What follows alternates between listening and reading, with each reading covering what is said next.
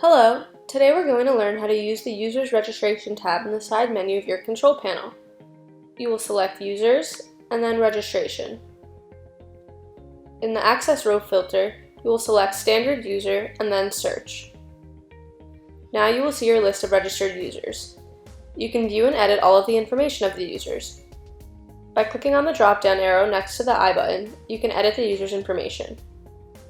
You will not be able to edit the email or password of the user, but you can edit the rest of the information. When you click on the Access Control tab, you can edit the type of user access that a profile has.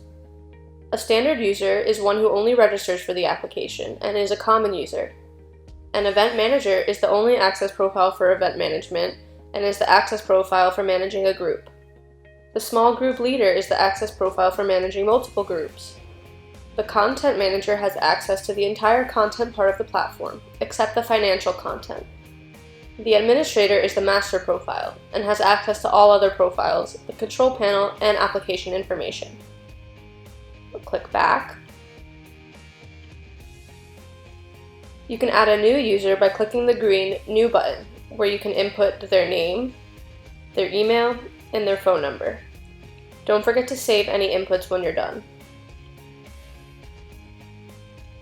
The Users feature was created to be an easy way to manage and edit all congregants who are registered in your app.